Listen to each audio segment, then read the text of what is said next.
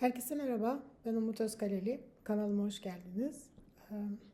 Bugünkü konumuz Barbie filmi Kadın Bakışına Sahip mi?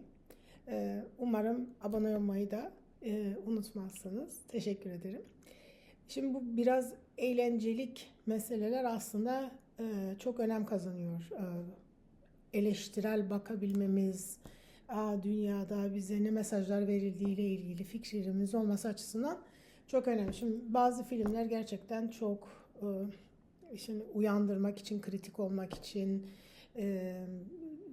dünyaya alternatif bir şekilde bakmamızı sağlamak için vardır. Bazıları da böyle eğlencelik, daha işte gülmece, hoş vakit geçirme filan üzerinden düşündüğümüz. Aslında onlar belli açılardan çok daha fazla bizlere bir alttan alta farkına varmadığımız mesajlar da veriyorlar. O yüzden onların üzerine de gitmek gerekiyor. Şimdi bu 2 sene kadar önceki bir filmdi ama tahmin ediyorum ki hala ilgilenenler var. Bana soranlar da oluyor bu konuyu. O yüzden ilgi noktamda duruyordu. Ne zamandır da bunu görmek istiyordum. Ben 2 sene önce görmedim. Daha dün akşam seyredebildim. Çıktığından beridir çok fazla bilmiyorum ama Barbie'ye genel olarak bayağı bir ilgi gösteriyorum. Kadın imgesinin nasıl yaratıldığıyla ilgili olmak üzere. Şimdi ben her zamanki gibi sorularımla başlayayım isterseniz. Filme geçmeden önce. Şöyle bir düşünelim beraber. Barbie denildiğinde aklımıza gelen imge nedir? Değil mi? Kadın bakış açısına sahip bir film midir'in üzerine gitmeden önce Barbie bebek birçok çocuğun da oynamış olduğu yıllar içerisinde 70 yıla yakın bir süredir sanıyorum var Barbie. Önemli bir yani evlerin içerisine giren, dünyaca evlerin içerisine giren bir oyuncak olarak ne imge veriyor size? Nasıl bir tip kadın düşünüyorsunuz Barbie denildiği zaman? Şimdi bunun için bir Google araştırması yaptım. Sayfanın ilk işte böyle 2-3 görünümünden bir tane daha var sırada. Ona da bakacağız birlikte. Burada görebiliyorsunuz aslında artık çok ilginç bir şekilde film de görsellerin içerisine girmeye başladı. İnsanlar da Barbie'leşmeye başladı. Barbie'ler hani insanlardan türedi. Şimdi de Barbie'lerden insanlar türetiliyor. Hem filmsel görseller olmak üzere hem ameliyatlar yoluyla takip ediyor musunuz bilmiyorum. Onu yapanlar da var. Şimdi burada bir bakacak olursak aslında işte böyle bir çeşitlilik hani varmış gibi yapılmış. Böyle yuvarlak için alayım. Burada işte afro saçlı belki görebiliyorsunuz. Renk saç üzerinden hani belki bir tane de biraz daha şişman bir Barbie olması mümkün oldu eleştirilerden sonra ama gene de tabii ki bizim kafamızın içerisindeki Barbie onlar o alternatifler üzerinden yaratılanlar değil. İşte uzun boylu, uzun bacaklı, çok ince belli, sarışın, mavi gözlü, yeşil gözlü Barbie. Burada biraz daha yakından görünebiliyor diye hani şu böyle şeyin içerisine alıyorum bizlere. E, Kafamızın içerisinde imgelediğimiz Barbie büyük çoğunlukla bu değişik elbiselerle karşımıza çıkıyor. Bakınız burada mesela ne yapıyor? Makyajı destekleyen bir etkinliği var. E, Altı çizilen, vurgulanan kadınlık. Yani geçen gün biraz daha fazla baskın erkeklik modellerinden konuşmuştuk. Barbie'de daha çok vurgulanan kadınlık imgemizi doğrulayan, onu besleyen bir imgeyle yaratılmış bir oyuncak. Ben de böyle kendime göre olan Barbie'leri toparladım değişik şekillerde. Hani biraz daha spor, biraz daha işte düğünsel falan her yer için Barbie var biliyorsunuz. Uzun saçlı genellikle, sarışın ve işte vücut orantıları da her zaman için tabii ki belli bir kadın grubunu içine alabilecek düzeyde. Hatta çok ilginç, yıllar önce bir konferansta seyretmiştim. Aslında Barbie'nin ölçüleri normal bir insan bedenine uygun beden ölçüleri değil. Ayakta durabilmesi falan mümkün değil. Normal insan boyuna geçirmişler. Aslında o ne demektir?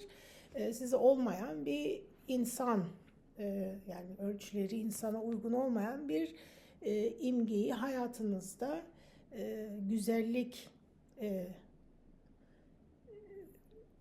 standartı olarak çıkartıyorlar. Bu da işte olamayacağınız, aslında gerçekliği bulunmayan bir yere doğru varmayı hayal ediyoruz anlamına geliyor kadınlar olarak. Önemlidir çünkü aynı zamanda yalnızca kadınlar için değildir. Bu erkeklerin de hangi kadının makbul kadın olduğu ile ilgili bir algısı oluşur küçük yaşlardan. Her ne kadar da erkek çocuklar, oğlan çocuklara alınmadığı söylense de Barbie'nin, evde küçük kız kardeş varsa işte komşunun, işte akrabaların evlerine gidildiğinde mutlaka Barbie'lerle veya okullarda bir şekilde bulabiliyor çocuklar. Yani erkek çocuk, oğlan çocuklar da bulabiliyorlar bunu. Bu noktadan itibaren biraz artık filme geçiş yapacağım. Peki filmin, demin gördüğümüz işte Barbie oyuncaklar üzerinden filmin bize sunduğu Barbie dünyasındaki, işte biliyorsunuz Barbie dünyası var, bir de gerçek dünya var. Tipleme nedir? Birkaç tane fotoğraf çektim, bunların hepsi filmden. Burada görüyorsunuz ilginç bir şekilde farklı meslek gruplarından kadınlar da olduğunu söyleyerek başlıyor size, ama büyük çoğunlukla işte kısa etek, bacak boyu, bacağı ortaya çıkarabilen, şık, sürekli olarak giyime, kuşama, takıya, makyaja, saçın başı mükemmel olmasına yönelik bir ifade var. Burada bir tane kamera var, pembe, eğer görebiliyorsanız. Burada bir mikrofon. İşte bunlar herhalde basın mensupları, gazeteciler. Ama daha çok kadınsı bir, ama kadınsılığında dediğimiz gibi belli bir tipleme üzerinden götürüyor. Sağ taraftaki resimde de görebileceğiniz gibi sürekli olarak giyim kuşamın öne çıkarıldığı bir tipleme görüyorsunuz. Devamında hani birkaç tane çektim farklı noktalardan. Başkan, politik olarak kadın, tabii Barbie dünyası sadece kadınlar öne çıkıyor. Ama başkanlığı vurgularken de aslında bakın orada üzerine giymiş olduğu, üzerine başkan yazıyor aslında İngilizce'de, ama bu pek tabii ki güzellik yarışmalarındaki imgeyi bize sağlıyor. Bu şekilde tercih edilmiş olması, hani aslına bakarsanız dekorasyon filan üzerinden götürebilir, işte sözler üzerinden götürebilir, ama orada bir kasti bir şekilde işte başkanın biraz daha güzellik yarışmaları bağlantılı bir kadın olacağını da ortaya koyuyor bize. Devamında bu gündelik işte Barbie gerçek dünyaya gidecekken, onu uğurlarken kadınların bir tane görüyorsunuz, işte şişman bir Barbie var. Sanırım o dönem boyunca işte tek tipleme Barbie konusu gündeme geldiği için alternatifleri de çıkartılmıştı. Ama dediğimiz gibi burada önemli olan şey aslında beynimizin içerisinde hegemonik olan tiplemenin ne olduğu. Bunun üzerine gitmemiz gerekiyor bunu anlamak için. Bir tane de engelli Barbie koymuşlar. İşte bir tane engelli, bir tane siyah, bir tane şişman Barbie koyduğunuz zaman çok renkli oluyorsunuz gibi görünüyor, ama o gerçekliğinde aslında herkes birbirine Barbie diyor. Bu şekilde baktığınızda aslında bir özcülüğe gidiyor. Kadınlar ne kadar farklı olurlarsa olsunlar aslında özlerinde aynıdırlar gibi. Bizim bir önceki videoda konuştuğumuz kesişimsel kimlikleri aslında çok fazla içine almayan, çünkü sosyal ortamın farklarından çok fazla söz etmeyen bir yapıdan söz ediyorsunuz. Burada ona da dikkatinizi bir çekelim orada. Devam edelim isterseniz. Burada biraz daha işte Ken, bunlar da bütün hepsi Ken bunların. Onlar da aslında ilk baktığınızda çok iyi anlatılmıyor. Anlatısı, erkek anlatısı kötü, işte erkekleri aşağılıyor gibi filan hissediyorsunuz ama bakınız mesela burada bile canlandırılırken kadın tiplemeleri 3 aşağı 5 yukarı giyimleriyle aynıyken spor giydiklerini hepsi aynı şekilde giyiyor. Hepsinin belli bir şekilde cinselliğinin ön plana çıkarılabildiğini görüyorsunuz. Kendilerinin de öyle olmasını bekliyorsunuz aslında ama bakın kimisi evet önden gömleği açık olabilen olsa da işte farklı tiplemeler görüyorsunuz. Bu aşağıdaki işte cowboy kıyafeti giyen var, sporcu kıyafeti giyen var. Elinde hatta dergi falan olan bir tane bile bulabiliyorsunuz. Resimde öyle koymuşum onu. Onu gösterebilmek için. Sağ tarafta daha cinsel kimlikleri üzerinden, seks apelleri üzerinden değil, böyle daha spor, aktif dans edebilecekleri bir yapı üzerinden Ken tiplemesini de görebiliyorsunuz. Biraz daha derinleştirelim konuyu isterseniz.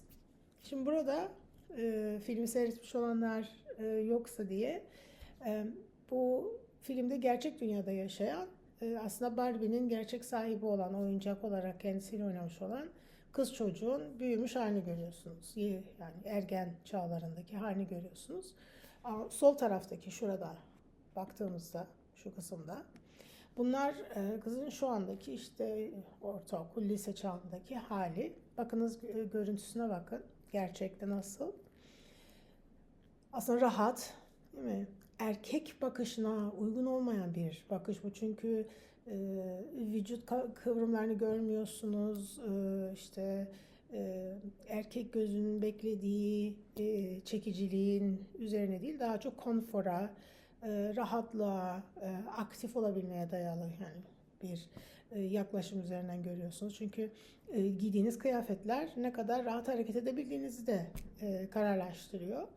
Makyajsız, daha yaşına uygun. Ama yani yaşına uygun derken aslında yalnızca genç kızlar için değil bu. Kadınların da yani çok fazla makyaj yapması bir beklentinin üzerinden oluşturulmuş bir kavramdır. Bu tarafta baktığınızda işte oraya gidiyor annesiyle birlikte. Bir sonrakinde göreceksiniz. İlk gittiği an bu. Ondan sonra oradaki süre uzadıkça şu hale dönüşüyor. Filmin son sahnelerine doğru pembeleşiyor simgesi Barbie'nin bu filmde. Affedersiniz. Bu şekilde baktığınızda değişimi görebiliyorsunuz. İşte burada aslında size bir şekilde başlangıç noktasından filmin geçiş noktasına kadar hani bana bazen soruyorlar işte bu film aslında işte kadın haklarını destekleyen hatta feminist deniliyor. Feminist bir film değil mi? Böyle bana göre değil. Burada şimdi bu birinci sahnede burada aslında Barbie ile konuşuyor bu genç kız. Ve aslında feministlerin genel olarak Barbie'ye yaptıkları her türlü eleştiri böyle çok özet bir şekilde almış böyle. Belki sahne bir dakika, 2 dakikalık bir sahne ama ne yapıyor? İşte diyor ki sen işte kapitalizmin yarattığı bir seks objesisin. Hem kapitalizmi hem onun yarattığı seks objesi, kadınları seks objesine döndürmeyi besliyorsun. Genç kadınlara, kızlara gerçekçi olmayan fiziksel bir ideal olma durumu yaratıyorsun ve onun üzerinden kendilerini imgelemelerine sebep oluyorsun. Bir sürü küçük yaştaki kız çocuğunun normalde sahip olması gereken öz saygıya zarar veriyorsun, incitiyorsun. Bunları söylüyor.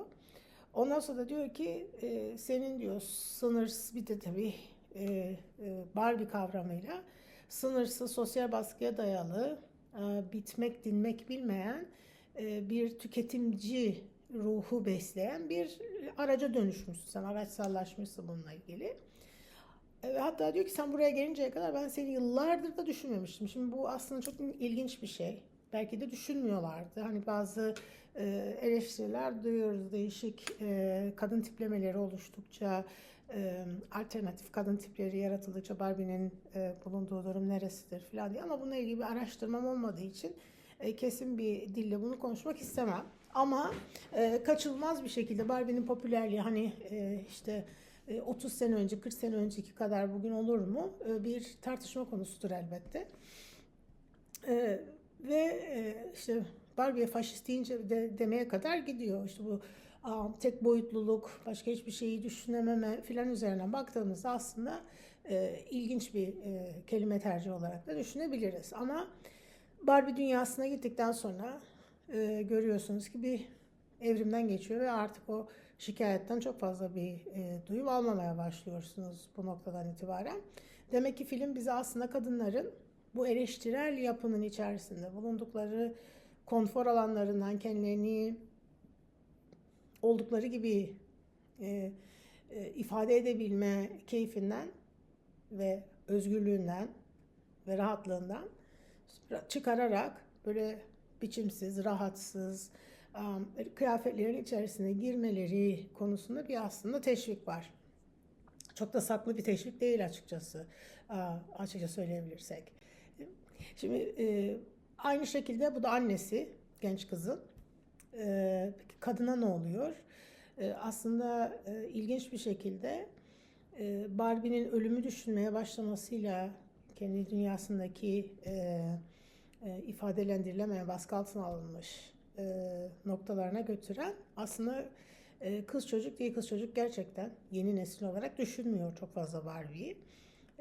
Annesi düşünüyor. Annesinin dünyasının parçası olarak Barbie duruyor ve kendine ait yaşanmamışlıkları mı desek, mutsuzlukları mı desek, işte yaşlanmanın getirdiği düşünceleri mi desek ifade ediyor. Çünkü ölümden bahsediyor, işte vücudunun eskisi gibi genç olmamasından filan bahsediyor. Ve burası birinci sahne. O da kızı gibi ilk sahnede bu hale dönüyor. Bu gördüğünüz puan elbise. Bu da son sahne. Kızıyla birlikte duruyor. Ama son sahnede bu şekilde bir hale geliyor. Onu da biraz size yuvarlak içine almaya çalıştım. Çok ilginç bir şekilde mesela burada işte patronuna konuşuyor. Ve patron erkek elbette. Ve diyor ki işte belki yeni bir Barbie üretelim. Ortaya çıkan sonuçta da işte sıradan bir Barbie yapalım. İşte her şey olabilir. İsterse anne olsun, isterse başkan olsun, isterse hem anne hem başkan olsun, isterse ne anne olsun ne başkan olsun ama sonuna bakın çok ilginç bir şekilde bitiriyor ve diyor ki belki de sadece güzel bir gün geçirmek istiyor. Güzel bir üst giyecek, bluz giyecek ve gününü güzel geçirecek ve sadece dikkatini oraya vermek isteyecek gibi bir algıyla bitiriyor bize Barbie'nin gelecekte ne hale gelmesi gerektiğini. Yani şimdi kadınların hayatlarına bekledikleri şeyin güzel bir bluz giyip kendilerini o gün iyi hissetmeleri dışında bir beklentileri olmaması takdir edersiniz ki bizim anladığımız anlamda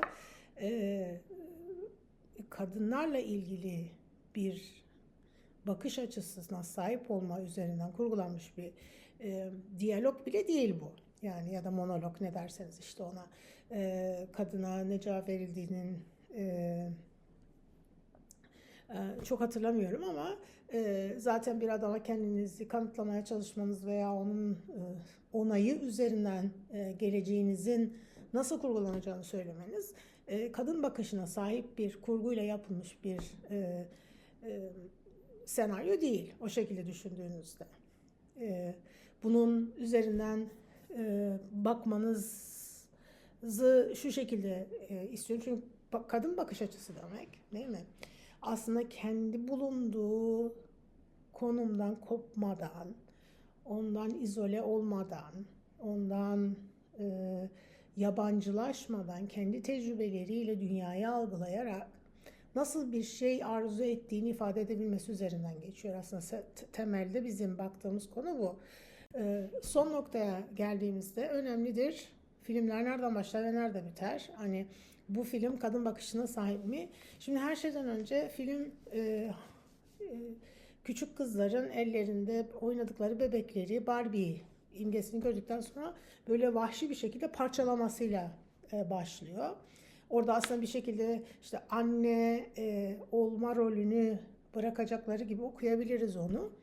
Fakat filmin içerisinde de ortaya konulduğu gibi işte Barbie'nin Ken'e karşı ilgisizliği, onu sevmemesi, sanki böyle bir bağımsız bir yapısı varmış gibi göstermesine rağmen Barbie işte Ken ele geçirdiğinde, Kenler Barbie dünyasını ele geçirdiğinde buna karşı yaptıkları, bana sorarsanız, tamamen Jean-Jacques Rousseau'nun kadın algısına örtüşen bir şekilde, işte gidip kendi mücadelelerini vermek yerine onları kandırarak, işte aldatarak, sanki aptalmış gibi yaparak, manipülasyon kullanarak en nihayetinde de bu erkekleri birbirlerine düşürmek kaydıyla kendilerine ait dünyayı geri ele geçiriyorlar.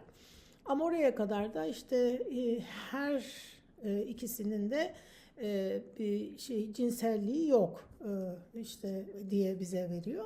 Bu son sahnede de Barbie gerçek dünyaya gitmeyi tercih ediyor. Bu hali de gördüğünüz gibi işte o pembe dünyadan çıkmış, aslında biraz daha normal bir, belki biraz abartılı bir şekilde işte işte seksi kadın imajının dışına çıkıyor, saçını bağlıyor falan, bakıyor, görüyorsunuz. Nereye gitmiş? Jinekoloğa gitmiş. Çok ilginç bir bitiriş. Onu biraz düşünmek gerektiğine inanıyorum orada. Şimdi orada bir kadınlığını buluyor cinselliği üzerinden, ama cinsel organları üzerinden. Çünkü oraya kadar yok. Bu çok ilginç bir şey. Çünkü orada aslında bir otorite figürünün, değil mi, size kadınlığınızı onaylaması gerekiyor o noktadan baktığınızda. Ve başladığınız noktaya dönüyorsunuz. Şimdi cinselliği veya kadın olmayı cinselliğe indirgemesi tekrardan o bize neyi işaret ediyor? Cinsellik ve doğurganlık, değil mi? Noktasında. Yani başladığımız aslında noktada işte bebekleri ortadan kaldırıp başka bir kadın olma, seksi kadın olma şeyini tekrardan döndürüyorsunuz ve bir şekilde gene kadınsı özelliklerin, yani mesela ne bileyim, e, e, herhangi bir okula gitmiyor, herhangi bir beceri geliştirici bir yere gitmiyor, herhangi bir şekilde düşünsel dünyaya katılmaya gitmiyor, politik dünyaya katılmaya gitmiyor. Kendi kadınlığının var olan dünyadaki otoriteler üzerinden tanımlanabildiği, o da ataerkil bir toplumdur tabii ki, tanımlanabildiği bir dünyaya dönüyor. O yüzden benim bakış açıma göre bu kadın bakış açısıyla yapılmış bir film midir? Değildir. Barbie ile ilgili başka bir şey demek yerine şöyle bir şey söylemeyi tercih edeceğim. Plastik oyuncak, yani bebek oyuncaklar yerine yumuşak, işte bezlerden yapılmış, insan gibi hissettiren, daha gerçekçi bebeklerle çocukların oynaması çok daha tercih edilebilir bir şeydir. Bu bağlamdan baktığınızda da Barbie'nin aslında ortadan daha Barbie filmi üzerinden dünyanın görülmesi yerine daha kadınların dünyası üzerinden bir okuma yapabileceğimiz bir yaklaşım sergileyebilmemiz daha iyi olur. Teşekkür ediyorum seyrettiğiniz için. Bir başka videoda bundan hemen sonrakinde kamera kuramına bakacağız birlikte. Bakış açısı nereden geliyor kamera çok önemlidir. Onu tartışacağız. Hoşça kalın.